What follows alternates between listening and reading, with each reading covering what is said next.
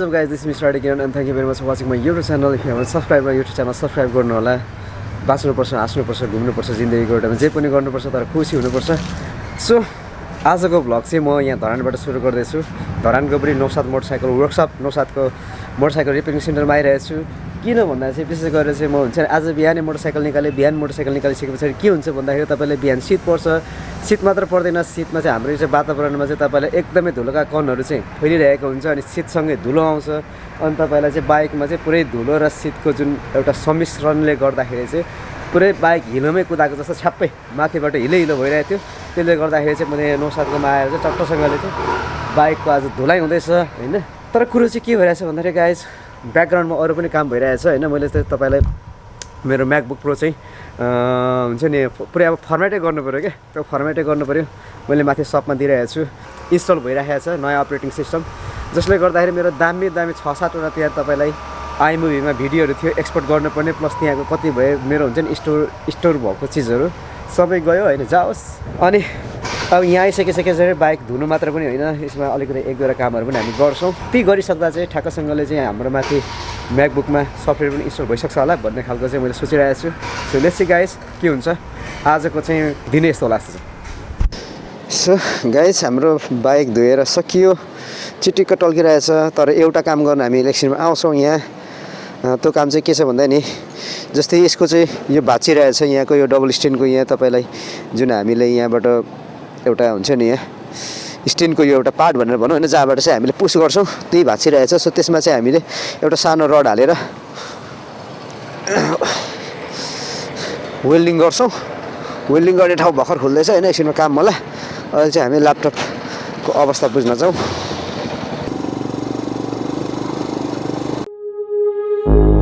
All of us, in our hearts, there's love and light that we must realize. We need to feel, we need to use this warmth. सबैतिरको weather चाहिँ एकदमै तपाईँले बिग्रिरहेछ होइन इटालीतिर.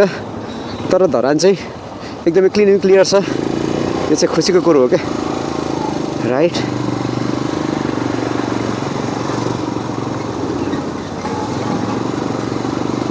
यहाँबाट अलिकति हामी यो साइडबाट निस्केर त्यहाँ बाटोबाट हुँदै जानुपर्छ कि सजिलो हुन्छ.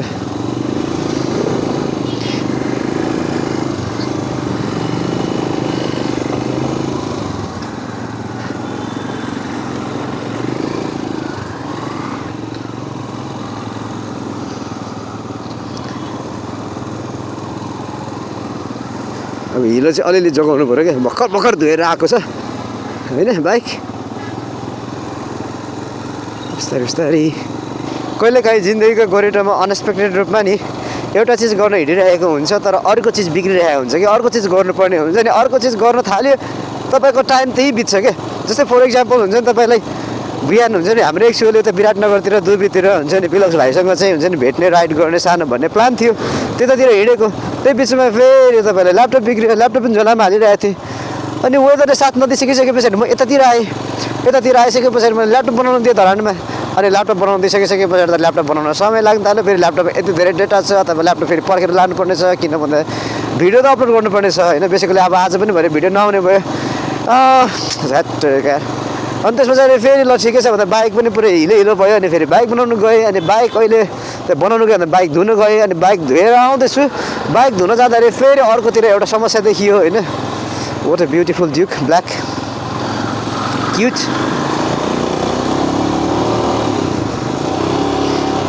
त्यही त कहिलेकाहीँ चाहिँ एउटा काम गर्न निस्क्यो होइन, ट्याट्ट अर्कोतिर चाहिँ काम त्यो काम पनि बनिँदैन. अनि अर्कोतिरको कामहरू गर्न सुरु गरिन्छ नि त्यो काम फेरि लम्बिन्छ क्या. त्यो चाहिँ हुन्छ नि आई हेट त्यस्तो खालको कुरा चाहिँ. सो म आइपुग्न लागि यहीँनिर हो होइन, धेरै टाढो पनि छैन. सो यहाँ माथि ल्यापटप रिपेयर भनेर छ.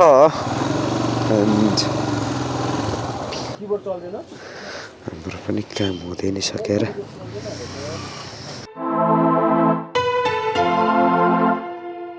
उता वर्कसपमा चाहिँ जानुपर्ने छ कि मेरो काम त्यही छ. सो यहाँ वर्कसपमा गएर अब त डबल स्ट्यान्डको काम चाहिँ गरौँ न त होइन.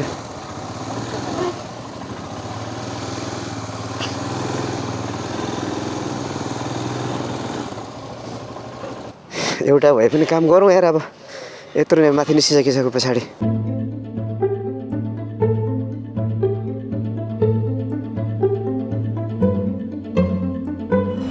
सो गाइज आज दिनै खराब भइरहेको थियो बिहानबाट काम बनिरहेको थिएन होइन सो मेरो ल्यापटप पनि हावामा हुन्छ त्यतिकै पैसा मात्र फेर फाल्नु पऱ्यो सबै डाटाहरू गयो म भनेकै छु तर फाइनली आएर एउटा काम चाहिँ राम्रो गरियो सो त्यो काम भनेको चाहिँ तपाईँलाई हाम्रो यो के भइरहेको थियो भन्दाखेरि हिमालयनको चाहिँ यो पछाडिको चाहिँ यो चाहिँ जुन एउटा तपाईँलाई स्ट्यान्ड पुस्ट थियो होइन यो चाहिँ भाँचिरहेको थियो कि त्यसले गर्दा वेल्डिङ गरियो हुन त कतिको डह्रो छ होइन डह्रै सस्तो लागिरहेछ सो अहिले म आएको छु चाहिँ यो हाम्रो के कोशी इन्जिनियरिङ वर्कसपमा एकदम खुसी लाग्यो हाम्रो ब्रदरलाई चाहिँ एकदम धेरै धेरै धन्यवाद उहाँले गरिदिनु तपाईँको नाम चाहिँ मेरो धनराज मगर धनबहादुरजी ल धनबहादुर सर हाम्रो ब्रदरले चाहिँ दामी बनाइदिनु भयो मजाले त्यो हुन्छ एकदम फिनिसिङ पनि दामी छ सो अब भयो अब मेरो युट्युब पनि हेर्नु पऱ्यो अघि मलाई दिइरहेको थियो किरण भनेर स्टाइडर किरण भनेर सो तपाईँहरूको पनि बाइकको के त्यस्तो वेल्डिङ गर्नु पऱ्यो भने चाहिँ यहाँ आउँदा दामी हुने रहेछ यो चाहिँ तपाईँलाई हाम्रो यो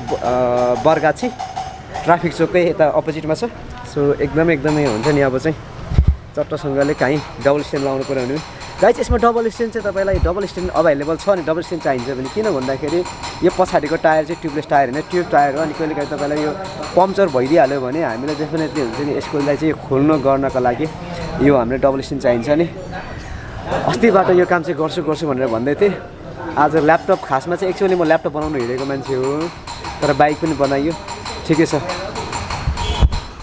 भाइ म निस्केँ ल सो गाइस काम भयो होइन एक दुई पटक यताउता गर्दै त्यहाँ पुलिसहरूले सही काम गरिरहेको रहेछ एकछिन ए पर्स नै यहीँ हाल्नु पऱ्यो ए चेक गरेन सो चेक गरेन होइन पर्स झोलामा ब्याग राखौँ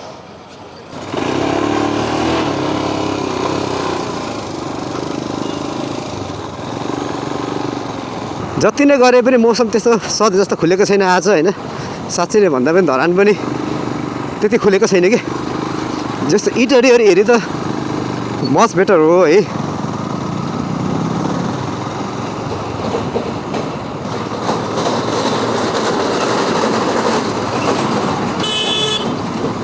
हामी नेपालीहरू यो मिरर किन हेर्दैनौँ कि हामीले यो मिरर हेर्नु पऱ्यो नि यार अहिले बस हुन्छ नि म यहाँ साइडमा हुन्छ नि ओभरटेक बिस्तारै गरिरहेको छु उसले यो हेर्दैन डाइरेक्ट यो साइडमा आइरहेको क्या बस हो कि ट्रक हो त्यो हामी आफै बाइकरहरू त हुन्छ नि तपाईँलाई अलिकति यतातिर जानु पऱ्यो भने हामी यो उमा हेर्छौँ तपाईँ लुकिङ ग्लासमा हेर्नु पऱ्यो नि त होइन पछाडिबाट कसरी ओभरटेक गर्दैछ कि भन्ने खालको कुरो त एकदमै धेरै इम्पोर्टेन्ट हो सो आजको भ्लग समराइज गरौँ होइन आजको कहानीलाई समराइज गरौँ के भयो चाहिँ भन्दाखेरि चाहिँ होइन बेसिकली म आजको कहानी भनेको चाहिँ बाइक धुँदै गर्दा बाइक फेरि मुखै लडबडियो क्या सो आजको कहानी चाहिँ बाइक धुँदै गर्दा बाटो सुरु भएको कहानी हो एन्ड म त्यही हो ल्यापटप बनाउनु दिएँ होइन अनि ल्यापटप बनाउनु दिइसके पछाडि बाइक धुन आएँ बाइक धुन आएपछि फेरि ल्यापटपमा गएँ अनि ल्यापटपमा गएर झन् विरक्त लाग्दो काली लाग्दो होइन पुरै ऐतिहासिक मेरो मोमेन्टहरू मेटिएको ल्यापटपबाट होइन त्यो कथा सुनियो अनि त्यस पछाडि ल्यापटप निकालियो ल्यापटप लिएर आइयो अनि आइएर बाइकको उ गरियो डबल स्ट्यान्ड भाँचिरहेको थियो बनाइयो अनि आइँदैछ पेट्रोल हाल्नु पऱ्यो कुन पेट्रोल ए कतातिर यता सबै तपाईँहरूको काम गर्छ आमा पानी रहेछ यो पानीभित्र त पसेन होला पस्यो नि अलिअलि त आमा गाइस अति डेन्जर के पुरै अघि बाइक धुनु दिइरहेको थिएँ पुरै पानी त ट्याङ्कीतिर छिरेछ यार पुरै मेरो यो स्कार्फ यो मैले होइन यो स्कार्फ बोकिरहेको थिएँ एकदम काम होपफुल्ली भित्र चाहिँ छिरेन होला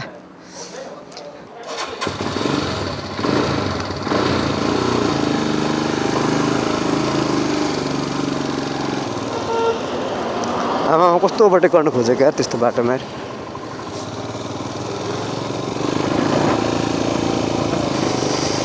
छु कुल कुल कुल अब चाहिँ एकदमै एकदमै एकदमै एकदमै होसियार हुनुपर्ने समय आएछ गाइज होइन बाइक धुँदाखेरि होइन बाइक धुँदा अथवा बाइक राख्दाखेरि चाहिँ यहाँ ट्याङ्कीमा चाहिँ पानी पस्नु खोज्दो रहेछ होइन तर ट्याङ्कीमा पानी पस्नु खोज्दा पनि पुरै ट्याङ्कीभित्र चाहिँ पानी सायद पसेन होला जस पेट्रोलमा चाहिँ गएर मिसिएन होला किन भन्दाखेरि त्यहाँ ऊ पनि छ तपाईँको हुन्छ नि रबर होइन रबरलाई चाहिँ क्रस गरेर नजाने रहेछ तर रबरको बिटमा चाहिँ पानी पस्ने रहेछ क्या सो अहिले झन्डै हुन्छ नि मैले यो पुरै हुन्छ नि तपाईँलाई पेट्रोल हाल्नको लागि यसो खोल्छु त होइन पुरै साइडमा त कस्तो हुन्छ नि पुरै हुन्छ नि आइरहेको छ मान्छे जस्तो ठाउँमा पनि ओभरटेक गर्ने क्या हाम्रो नेपालीहरूलाई चाहिँ के हुन्छ यार बसेको पछाडि हिँड्दाखेरि के हुन्छ क्या मैले 100मा हुन्छ नि क्रुज गरिरहेको छु सो 100 भनेको त तपाईँलाई हिमालयनलाई केही फरक पर्दैन 100मा भाइब्रेसन पनि हुँदैन केही हुँदैन होइन आरामले 100 स्पिडमा क्रुजिङ गरिरहन सक्छ घन्टौँ 100मा हाकेर आरामले छोडिदिइरहँदा पनि इन्जिन स्ट्रेस हुँदैन होइन तपाईँलाई हुन्छ नि स्टेबिलिटीमा केही फरक पर्दैन